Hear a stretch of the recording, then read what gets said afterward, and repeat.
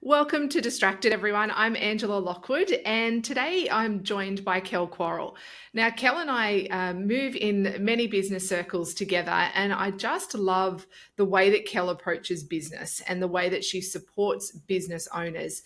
And there's something really unique which I want to touch on with Kel in our conversation today, and that's around the word of alignment. And before, some people might go, "Oh my gosh, it's going to be a real woo-woo conversation today." It's really not. And Kel's going to have a chat to us a little bit around what alignment means for your business, but how that can keep you focused on doing the really important things in your work. So, Kel, welcome to Distracted. Thank you for having me, Ange. I'm very happy and excited to be here. I just always love your energy, Kel. It's so amazing. And I think, that's the one thing is time, energy, and focus are three really important things that, we do run out of. And one of the things I know in your Bold Aligned membership or Bold Aligned business programs that you run is small business owners. You must hear frustrations all the time. And can you give us a little bit of an insight? Because I want to know them. What are business owners frustrated about, particularly the ones that are working on their own? So, probably the biggest frustration is not knowing what to do first and where to spend their time, because I'm sure you can agree, and I do agree, is that there is always something to be done in business, and when you are a team of one, then all of those tasks lay on your own shoulders. So for most business owners, it's about how do I determine what is the highest priority and where do I spend my time? What do I do first? And how do I manage that amongst all of the other things that I have to do in my life? Well, and that's why I wanted you on here, Kel, because obviously being a podcast called Distracted is we can be distracted by so many different things in our work. How do we actually determine what's the most important thing? For me, it's about stripping it right back and going to the very, very beginning of what is it that you are actually looking to achieve through having a business. And I think when a lot of people get into business, it's from a passion of perhaps, doing something in their life. I can recall when I first did my beauty therapy, I wanted to be a beauty therapist and have my own business. So that is what I did. And so they lead with that passion. And then when they start to understand everything that needs to be done in a business, that passion can really sort of start to drop away. And then it's about looking at what do I want this business to give me and my life? And based on those goals, based on your values, based on the highest priorities you have in your life at that time, it's about creating a business and designing that business to provide that for you. And that's not always as easy as it sounds. I hear so many times health professionals and people in service industries say, all I want to do is make a difference. And what's your input or your advice when you hear somebody say, all I want to do is make a difference? My first thing would be is being really clear about what making a difference is to them. Sometimes I feel like we can fall into this little habit around, I don't want to lead with what it is that I truly want for me and what it is that you want to create from your business. So I'll lead with the generalized term of I want to have an impact. I want to help people. I want to make a difference. But what does that truly mean? Once you're clear on that, it's like through what avenues, what is it that you want to deliver to actually make a difference? Because that's going to look different for everyone. It's one of the things I love, even just listening to you speak, then, is I've heard you speak a lot of times on your masterclasses and on interviews on other podcasts. There's something about your questioning style that is always so clear and so insightful. I'd love, where does that come from? Because asking questions to get to the root of asking some of those big, or having big reflective times for people can be tricky. So, how do you know the right questions to ask to elicit some of those responses? Well, that is a very good question. So, what I would say first and foremost is I've got nearly close to 10 years experience coaching women. So through my other company, She Can, we've ran live events for women for well over 8 years. And I guess being able to facilitate space for women to self learn and self discover. And it is about asking the right questions. What I also find is that it is something, and this may sound woo to some people, but it is just intuitive. I'm not thinking of the next question I'm going to ask. I'm just responding. And often I'll feel like the question is actually not mine. It just comes to me and that's what I ask. But I feel like as a coach or a mentor or even as a business strategist, we can be very quick to put forward what we believe the answer is. However, that would be my answer. That wouldn't be the person that I'm working with's answer. And so it's really important that with what I do, I understand what is it for you or what is it for the client that I'm working with, so that we can then create a strategy and an action plan that's going to align with what it is that they really want. That really hit me then because I've had so many business coaches in the past that ask you a question and then decide they want to answer it for you. And you're like, I'm Yes. not actually sure. And even thinking about that, Kellen, reflecting on that is how many times I've probably taken the next step based on what their thoughts were for me. And thinking about that, I'm like, that's really powerful, particularly if you are somebody who does. And I love that you said the team of one, because it is. You have to be a support crew. You have to be everything to yourself in moments if you don't have a team around you. But often, how many times do we respond to what someone else thinks we should do in our business? And some of those times, I guess they do have insight. They can see things that we can't see. But what I'm hearing you say is that when you can actually reflect and go from what's important to you, then that's when you know what the next best step is. Absolutely. And then you get to create your strategy and your action steps from that point. And so that then it's always easier. The journey is always a little bit easier because you know where we're starting from and also where we're heading to. And I can always put forward ideas of different strategies, after working with so many people, you do collect different ideas along the way. However, it is ultimately your decision or my client's decision whether or not that feels good to them and whether or not that is the way that they want to do business. Because if it's not, then they're going to very quickly end up in frustration, overwhelm, procrastination. And we know that when we get into those things, we actually then do nothing. Mm. And is that where alignment comes into the conversation? Where, if you're making decisions based on how you're going to use your time, based on what someone else thinks, or just a to do list, is that where alignment sort of comes into the conversation? And can you unpack what that means a little bit more for business owners? Yeah, so I think that, as I was saying before, often people will get into business just purely out of passion. They have, they really love what they do and they think, I'm going to be able to monetize this. I'm going to have great impact. I want to be able to help people. And so I'm going to create a business. And so once they get into business and they really understand how much needs to be done and what the pressures can be and the roller coaster ride it can be, we then really need to go and take a breath and say, well, what is it that I really want out of life? What are my highest priorities? What are my core values? And then how do I create a business that is in alignment with those things? And I go back to when I first started out in business over 18 years ago. I was recently married, started my own Alabache franchise. I was a newly graduated beauty therapist. I had, really passionate. But, within 5 years, I'd become a mum of two girls, and everything in my life, of course, becoming a mum changed. But what I realized was the way that I was doing business didn't. And so I became very quickly tired, overwhelmed, frustrated, I would say bitter. And by the time I got to the point where I decided to close the doors on that business, I was almost broken. And so for me, it's about people getting really consciously aware of, is the business that they've created the business that they really want? Hmm.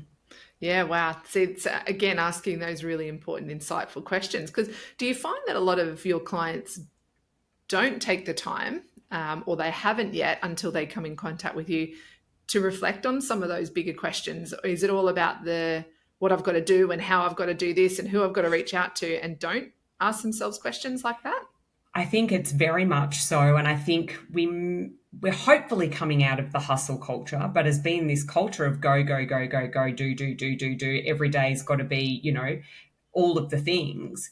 And often people don't just step out of their business or out of their life and just take a moment and reflect on, are the things that I'm doing each and every day the things that I want to be doing? And if they're not, how can I pivot? What changes can I make? And really to have a look at, what am I not happy with? What are the things that if I could, would I outsource?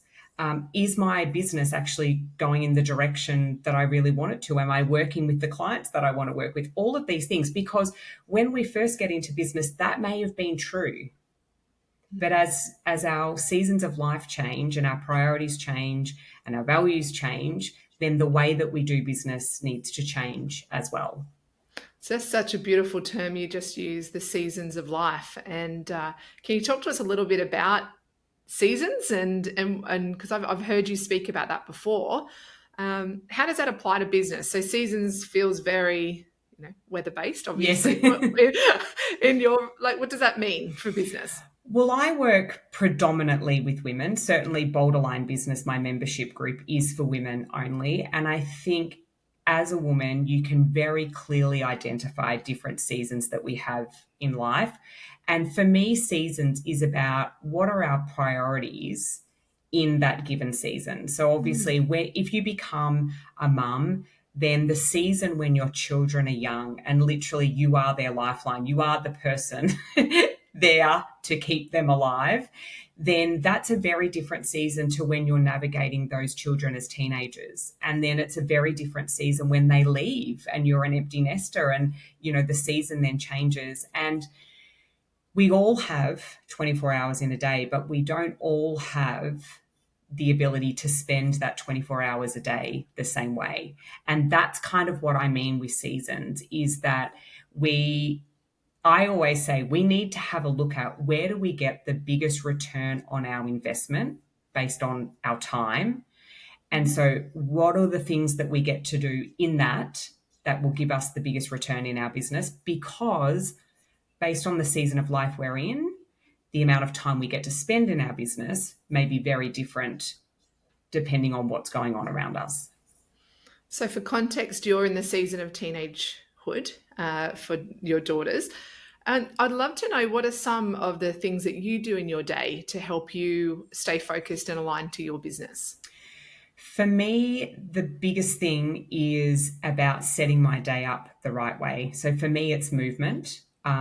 I love the book Atomic Habits by James Clear and habit stacking. And so I've always been someone that has moved my body more so for my mental well-being, but also obviously to maintain my health and fitness. And just probably in the last 6 months, I've now added a dip in the ocean. And I don't say ocean swim because I'm certainly not goggles on and out the back doing the swimming. I'm just literally in and under and, spending some time. And then I get out and I will often do some sort of mindfulness, whether it's a meditation, I take a journal with me, I might do a brain dump.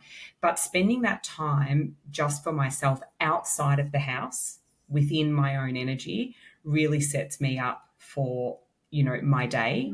I do my best to work between the school bells if I can. I like to drop my girls off to school and pick them up. But as we know, different seasons in business also call us to work different hours as well.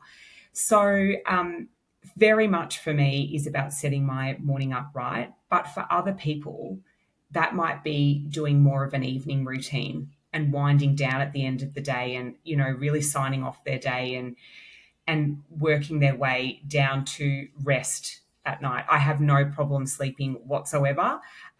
So again, that's what I do, but that could look very different to someone else. And what time in the morning do you get up to start all that process? I'm a 5 a.m. riser, and I find this quite humorous in that before we moved to the Gold Coast and I lived in Victoria, you really struggled to get me out of bed at 7 a.m. I was a self-declared definite not a morning person at all. I was a night owl. And that has really shifted. And it was a conscious decision to make that shift when I moved to the Gold Coast. It's a little bit easier and the sun gets up a fair bit earlier up here as well. But what I know is that what I have on in my days, I need that time for myself in the morning. And because I am someone that likes to do that without the energy of other people, that's better off done when I'm outside of the house just after I train. And then, sitting on the beach is a beautiful spot to do that. And I'm hearing, I guess the word that's jumping out for me a lot in hearing you speak is awareness, is being very aware of, what works for you, what doesn't, what season you're in. How can people who feel like they're in that sort of burnt out stage at the moment, or the really hectic, busy, chaotic stage, how can they get a part of that awareness starting in their life? What are some of the things that they could do? For me, it is about review and reflection. I talk about this in pretty much anything that I deliver inside my membership or even with my clients, is just being able to step out of the busyness of life and really have a look at what are the things that I'm not happy with? Where do I feel my most frustration? Where do I feel like maybe my energy is draining? What are the things that I can do right now just to make the smallest of changes to give myself what it is, whatever it is that I need, that I know that is missing. And Mm, so for me, it always comes back to, if you're in the real busy, if you're in the doing, you have to stop to be able to find clarity in what is it that I'm not actually aligning with in my life and my mm. business.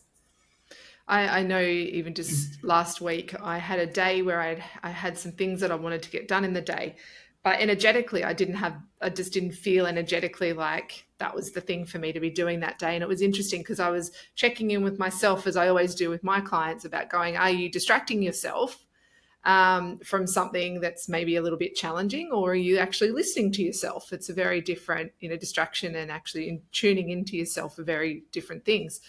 But working through my own sort of stuff on that day, I was like, no, actually, this is what I need to be doing right now. And I have to say, it was it was a day full of absolute growth and insights and productivity in a way that if I had kept pushing through the to-do list, I would have got to the end of the day. I could feel it. I would have been exhausted. I would have been very energetically tired, not just wanting to go to sleep. Probably frustrated because I could feel the pull and I didn't listen to myself. So, how do you, when you're working with clients and you can hear that they're in that struggle of going, but I have to do my to do list, but they also feel the pull of knowing that they need to spend that time? What can they do in those struggle moments to, I guess, step out of the frustration and move into a little bit of that freedom? The first thing that I would say to them is to be genuinely curious as to what's actually going on. And so, as you just said, you kept checking in with yourself and asking yourself the questions, which a lot of people don't do Mm. because they perhaps have never done it before. So, being able to just be genuinely curious to ask themselves, am I doing something? Am I avoiding? Am I procrastinating because this is stretchy or it's outside of my comfort zone or Mm. it's something new? And, it could be something like that. Or is it that right now, this is not actually where I want to apply my energy to? And it's being, without judgment, without guilt, just genuine curiosity. Where do I feel like I'm really being pulled, as you did on that day? And then I think that they can get the answers, because there are certainly times where we just have patterns of behavior that crop up, particularly if it's around perhaps not feeling confident, or we're feeling perhaps not worthy, or we are doubting ourselves. Then we can fall into that procrastination and we'll do every other task that's required before we do the thing that really should have been done in the first place. But sometimes it is just about, I actually am far better off to do something that's going to honor myself in this moment. And then what was on the list will probably be far more achievable in a faster Mm. time when the energy's there to do that thing. So, what are you distracted by? Oh, that's a good question. Do you know something that I really picked up last week? Every now and again, I will go to a shopping center and work because I know my human design environments is markets. So if I'm doing any creative work, I actually operate really well in spaces where people are moving around. I'll often have headphones on, music playing. I'm not engaging with anyone, but it just really supports me to get a lot of work done.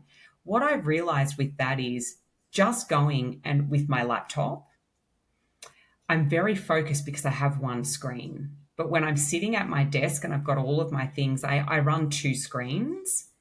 And it is very easy for me to get distracted with different screens open.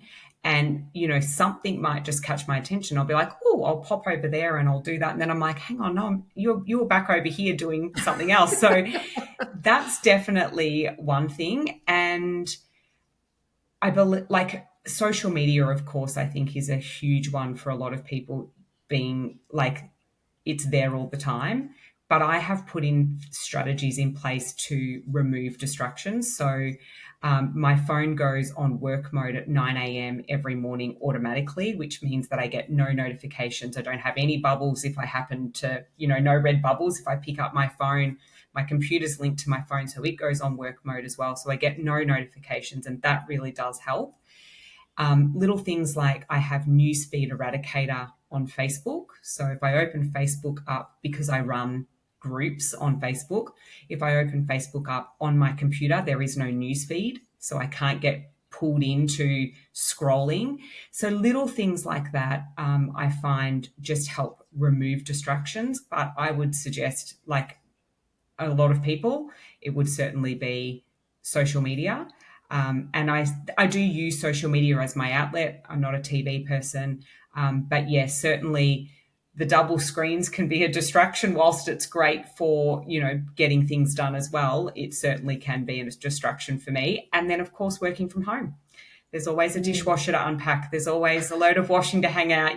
There's always something to be done. And I feel like people discount how challenging it is to actually work from home. I feel like years ago, it was the big goal to be a young mum and stay home with your children and all of those things. And for those that work from home and do it well and are successful, I think, major kudos, because it's not an easy thing to work from home.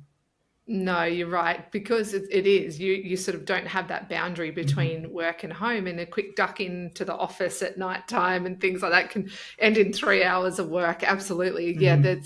it's I think having awareness, like you've said, and what we've talked about is really important about going. And you even mentioned human design, realizing where you do your productive work and where you can focus. And what I keep hearing from you, Kel, is that awareness and alignment are very closely related, that you need to check in with yourself and have those, ask yourself sometimes, I guess, what could be challenging questions. But I guess there's a lot of people that would probably find that a bit tricky to even know the questions to ask themselves. So, in Bold Align Business, which we've mentioned a couple of times, and I'll obviously include the link to that, what can people expect to be able to tap into from you in like a membership like that? Building awareness, building good habits. Can you just tell us a little bit about what that looks like? Yeah, absolutely. And so I think it's probably an extension of all of the things that we've already spoken Mm. about. Being that I am someone that wants to ask questions to make sure that the answers that are coming are the ones that are true and correct for each of my members. So there is always a lot of review and reflection. There is always, the opportunity for them to share what they're being challenged by. But we look at the whole scale. We look at daily habits. We look at mindset. We also look at specific tasks in our business that we identify that, this is actually not something that I'm good at or I don't enjoy. How would I be able to automate, systemize, outsource, all of those things? But a lot of it is them having contact with me and industry experts to be able to really identify um, where are they out of alignment, what are they doing that they shouldn't be doing or don't want to do, and what are the changes that they can make to really create that business that is in alignment with the season of life that they're in. Beautiful. Kel, what excites you? And what excites you the most about being in business? What do you love about it? What gets you out of bed in the morning? I do believe it is that we get to do it on our own terms. That if it is that we are taking that time to really look at what it is we are creating, we do get to create whatever we choose. We get to work from where we want. We get to work the hours we want with the people that we want, be it clients or, our business families, like our masterminds and the people that we can connect with. And you just wouldn't get that if you were working for someone else. So it is about, you know, I guess the sky's the limit when it is that you're the one in control and building what it is that you want from your own business. My gosh, there's so many times throughout my business career, it's been 18 years for myself too, and that I realize I go, actually, do you know what? This is your business. I think we get in, as you say, with so much passion and excitement for the work that we do. We do everything, and we're doing all the many things we need to do. And sometimes it's just taking that big deep breath and going, you know what, this is your ship that you're driving here and you're in control. And if you don't love what you're doing right now, then you can change it. If Absolutely. it feels out of alignment, then it's your choice to get it back into alignment. And that's the freedom of having your own business rather than feeling stuck. So I just want to acknowledge you for the work that you're doing with business owners. I know you make a huge difference to people, and it's people like you that I always see in the background that do so much work for others that no one would have any idea about. But yet every day you turn up and you go through the struggles, you help people with their own struggles and make such a huge ripple effect for people. So Kel, thanks so much for coming on here and sharing your beautiful insights. I feel like I could talk to you for so much longer and ask you all those questions. But if you want to know more about Kel, obviously there'll be links in the show notes, but also her Bold Aligned Business membership. I'll have all the links in there. But Kel, thanks for spending your quality time with us today. Thanks for having me. It's been wonderful. Thanks, Cal. All right, everyone. Well, you know exactly where to listen. You know where to find this episode, where you listen to all your favorite episodes. Just look for Distracted with Angela Lockwood. Hope you really enjoyed this. If you know of a business owner who might be feeling a little bit stuck at the moment, a little bit stressed, maybe feeling overwhelmed, you know that they're working hard, but things just feel like a little bit too much for them, then please share the episode over with them. That act of thanks and that act of generosity could literally change their lives. So, I hope you really enjoyed this. Until next time, everyone, I'm Angela Lockwood, and thanks so much for joining me here on Distracted.